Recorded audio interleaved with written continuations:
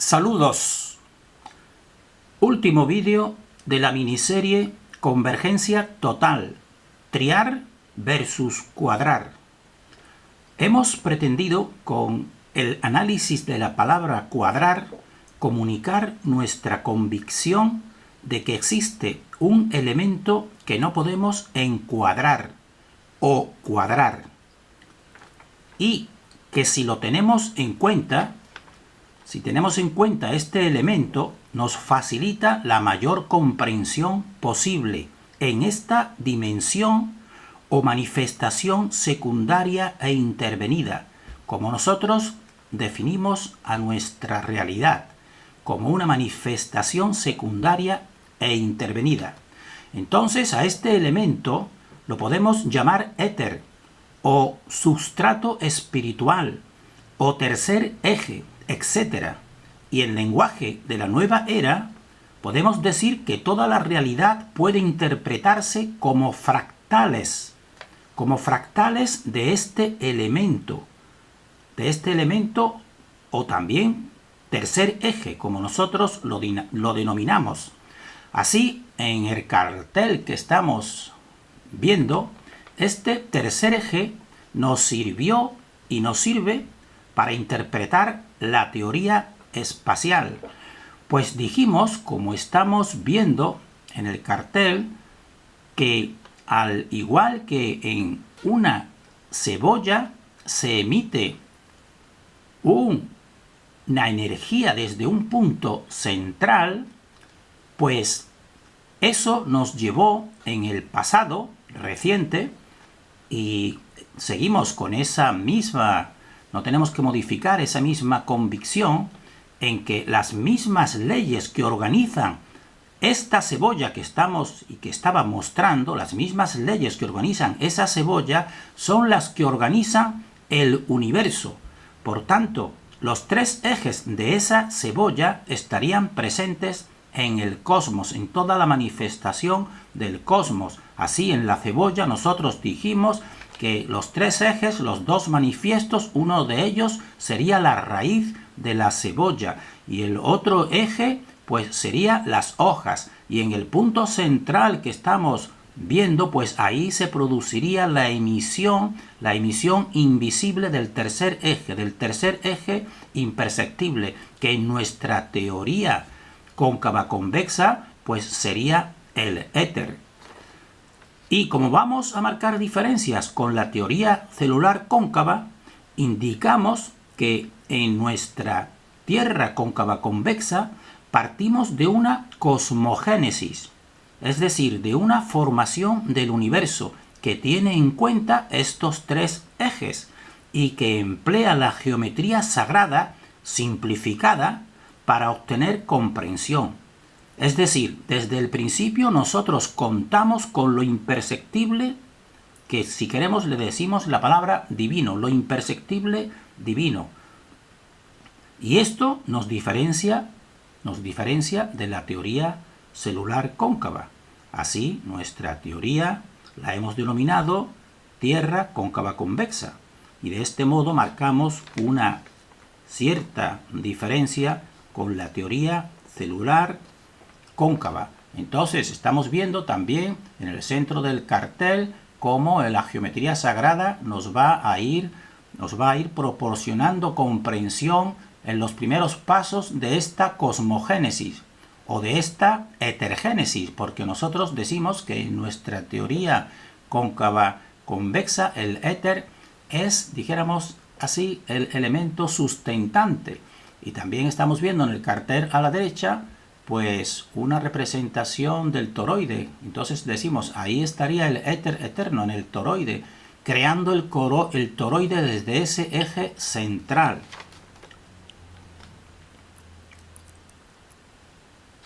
Y entonces, de forma breve y sintética, vamos a mostrar coincidencias y discrepancias entre la teoría cóncava convexa que nosotros fomentamos y la teoría celular cóncava. Así nosotros en este cartel vemos las coincidencias entre ambas teorías, que son que son, dijéramos así, coincidencias sustanciales. Por eso nosotros en un vídeo anterior ya decimos que nosotros pues no queremos, lo que queremos es fortalecer la teoría cóncava y no debilitarla.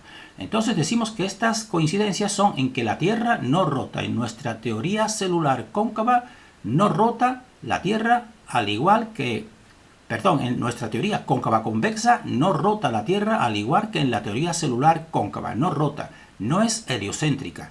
Existe también una cubierta, domo o esferas, como queramos llamarle, que también coincidimos con la teoría celular cóncava.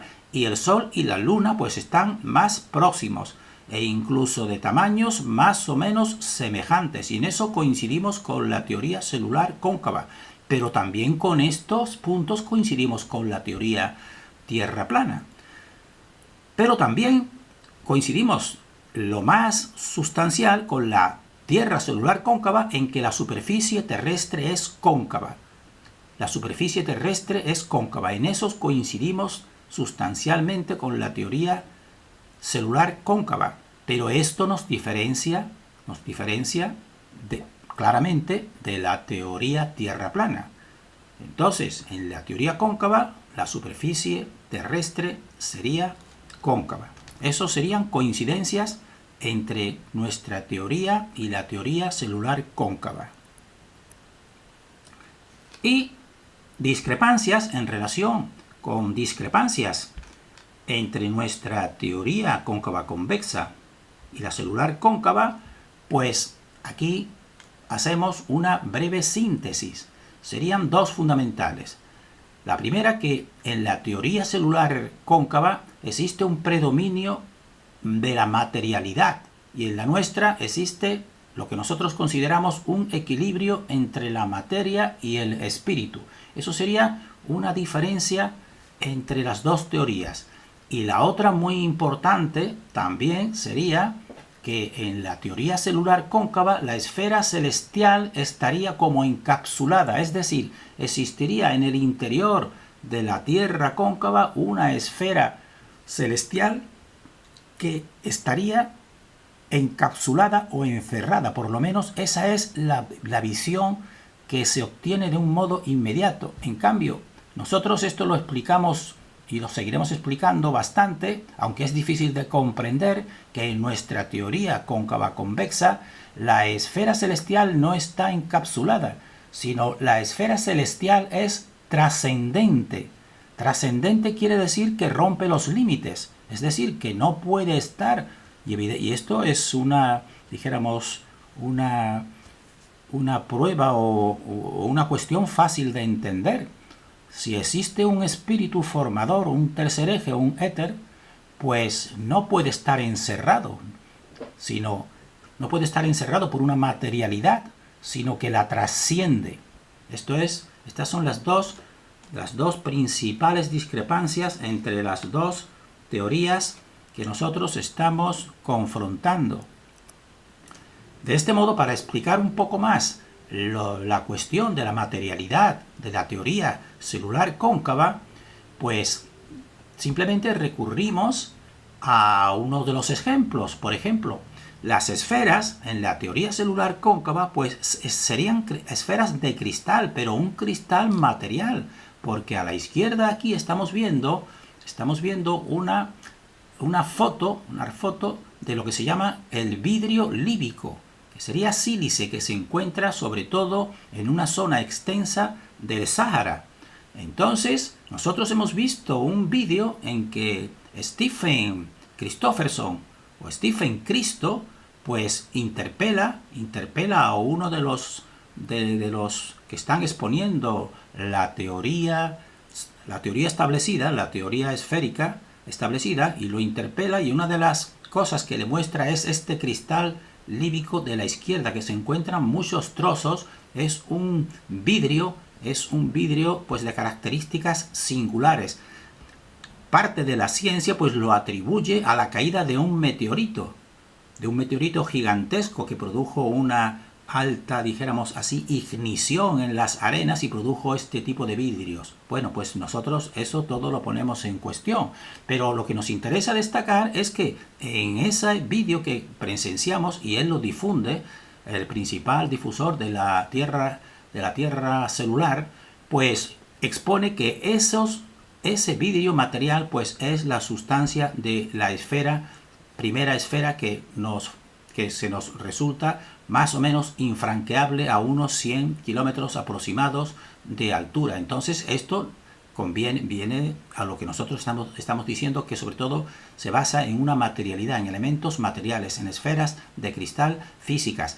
Y tenemos también que decir que la élite desde tiempos arcaicos o desde siempre, pues incluso estas leyendas o estas historias pues la fomenta. Así estamos viendo el pectoral de Tutankamón, que se encontró, dijéramos, relativamente recientemente en la tumba encontrada de este faraón en el Valle de los Reyes en 1922. Se encontró ese pectoral, y en ese pectoral, que se encuentra en el Museo del Cairo, y que Howard Carter fue uno de los que dio, dijéramos así, propició este descubrimiento, pues ese pectoral, esa joya tan preciosa que están viendo, pues tiene en el centro un escarabajo, el escarabajo egipcio, pero está hecho de ese vidrio, y entonces las élites en sus películas pues también fomentan para su consumo interno pues esta historia, dándose ellos a entender que conocen y saben realmente la forma cóncava de la Tierra, pero ellos, como todos, se centran en la materialidad. Traemos este ejemplo para expresar lo que queremos decir, que nuestra teoría no es tan material como la teoría celular cóncava. Entonces, en relación con la otra diferencia, en que la esfera celestial está encapsulada, pues aquí vemos nuestra Tierra, que está a la izquierda, cóncava convexa, y la Tierra celular cóncava a la derecha. Y vemos en la derecha que sería como una especie de cápsula. Entonces, y que dentro estaría realmente todo el universo. Y entonces esta cápsula, pues realmente cierra o encierra realmente. Y cuando se le pregunta a Stephen, y nosotros lo hemos visto en algunos de sus comentarios, se les pregunta, bueno, ¿y fuera? ¿Qué existe fuera de esta esfera cóncava? Entonces él pues suele dar largas y suele decir que eso es un secreto, y también nosotros, porque esta teoría la va modificando también Stephen Christofferson, pues también da a entender también que él cree que no sabemos si lo habrá variado, que pues serían esferas metálicas, de tipo metálico. Esto nos confirma en lo que nosotros estamos diciendo. Pues nosotros decimos, eso es una diferencia muy importante con nuestra teoría. En nuestra teoría que están viendo a la izquierda, tanto la parte amarilla central, pues es el origen, el éter, que serían las manos invisibles de la divinidad, si queremos decirlo así. Y vemos también que está bordeada también por otra misma línea amarilla, queremos dar a entender que tanto en el origen central como en la periferia pues existe estas energías espirituales formadoras que son incuadrables, dijéramos así, por la materialidad. Entonces hacemos una síntesis en primer lugar con relación con la palabra cuadrar en la teoría celular cóncava, y en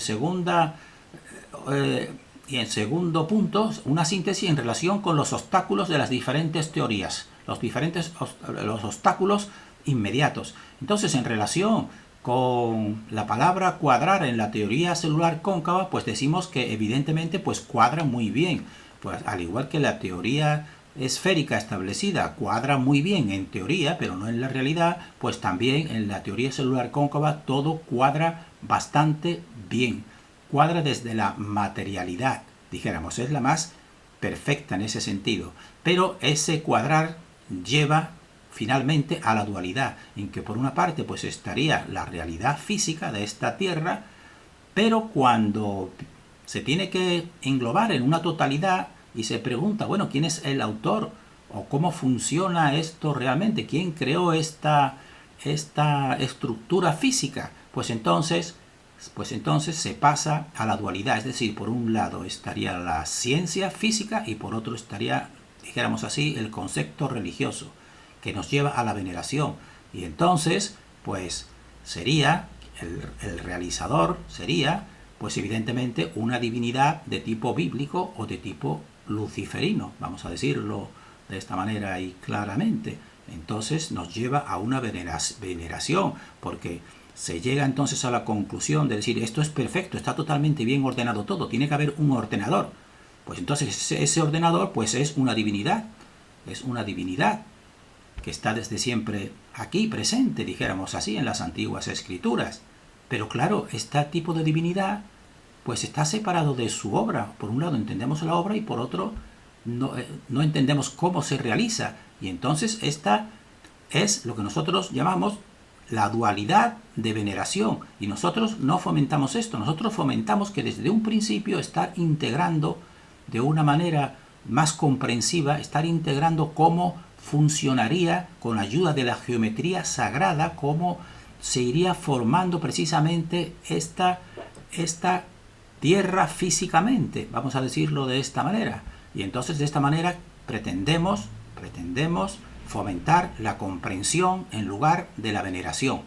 Eso en relación con la primera síntesis. Con relación a la segunda síntesis que estamos viendo aquí en el cartel, que nos dice obstáculos de percepción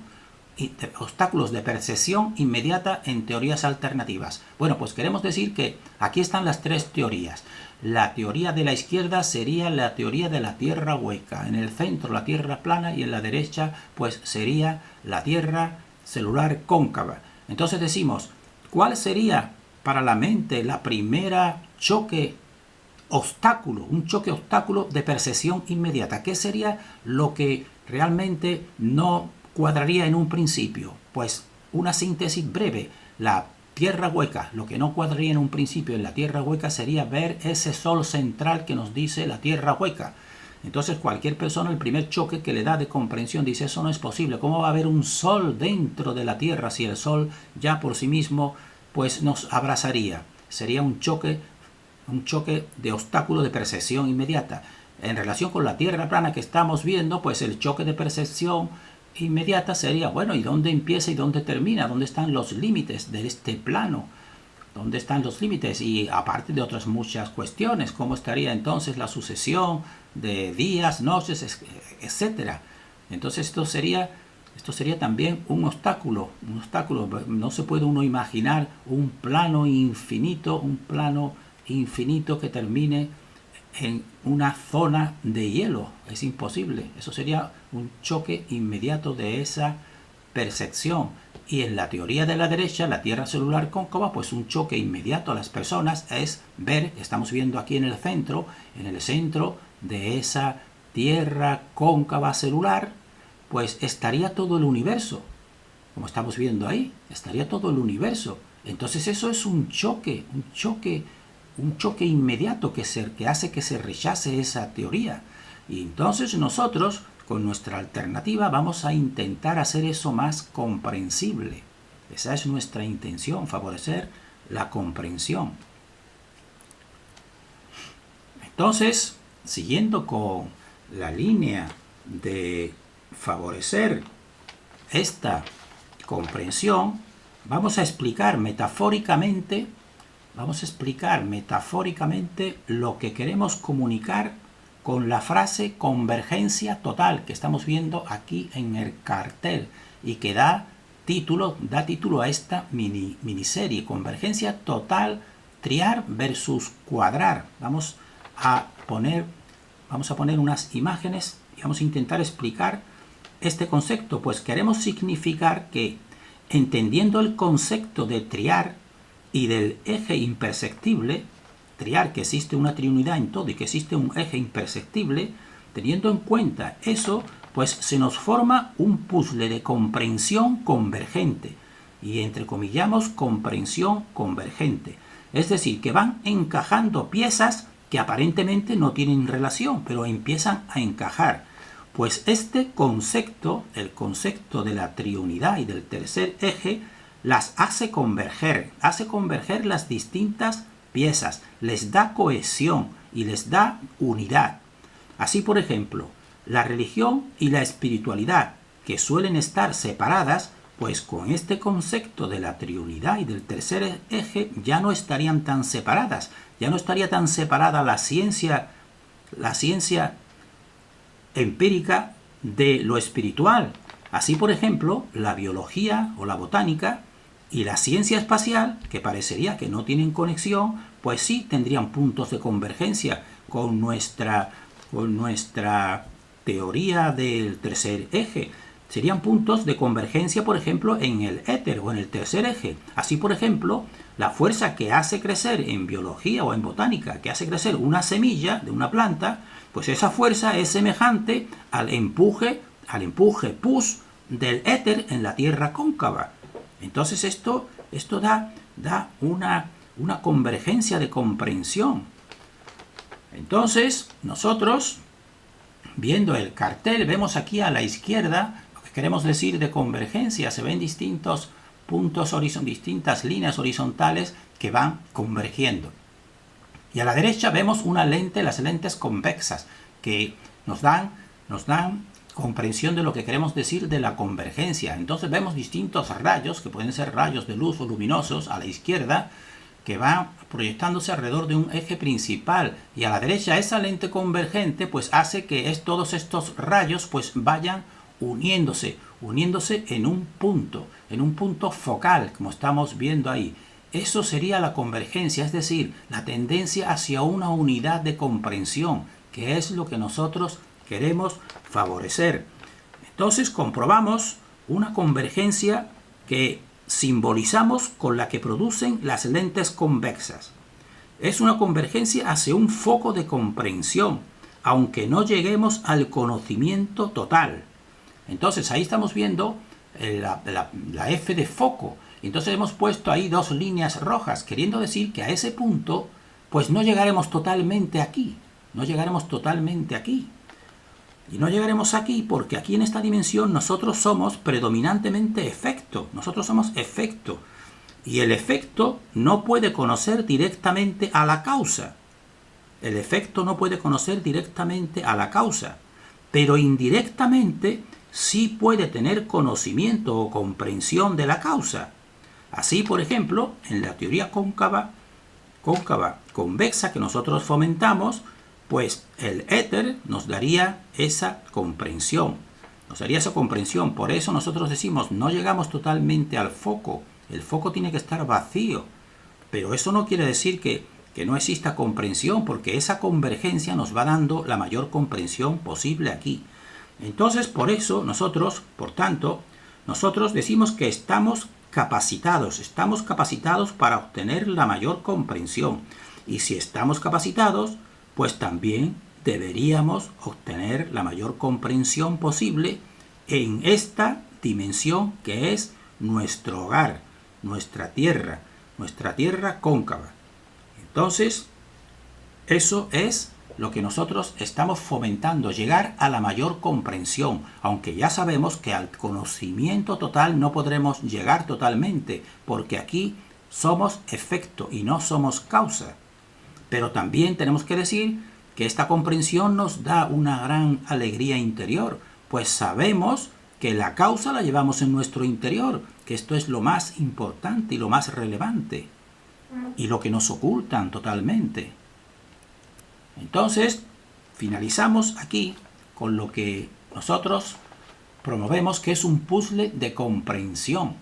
En español también al puzzle se le llamaba rompecabezas porque está encuadrado y siempre han pretendido que la cabeza se nos rompa intentando encontrar sentido en la complejidad que nos están manifestando siempre. Y nosotros decimos, la verdad es simple, es más sencilla. Y entonces nosotros la queremos aquí significar o la queremos simbolizar en este puzzle.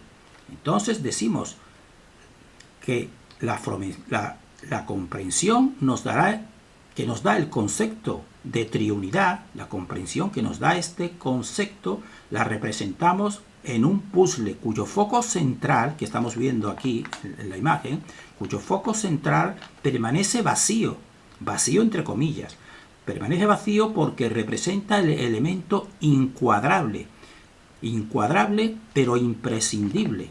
Y esto significa que no existe un único puzzle de comprensión, sino múltiples puzzles que convergen, porque cada persona tiene su puzzle personal de comprensión. Entonces estos puzzles se enriquecen mutuamente. Mi puzzle de comprensión me enriquece no solo a mí, sino me enriquece también a mi semejante. Y el puzzle de mi semejante, pues también me enriquece a mí. Cada uno de estos puzzles, pues es único, pues parte, al igual que cada persona, pues parte de un contexto espacio-temporal único, unas circunstancias y unas experiencias y conocimientos únicos, únicos pero no opuestos, sino complementarios, únicos pero no opuestos a los demás, sino complementarios con los demás. Entonces, esto es así porque todos formamos parte de una unidad, como ya dice la misma palabra universo, o la palabra triunidad. Formamos parte de una unidad, pues sabemos que el universo es uno y diverso, y que al igual que no existen dos huellas dactilares iguales,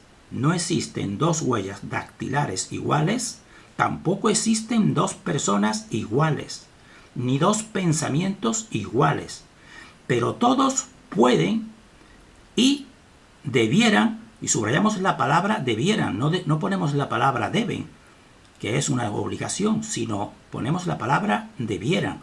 Pues entonces todos pueden y debieran converger, pues todos procedemos de un mismo y único origen.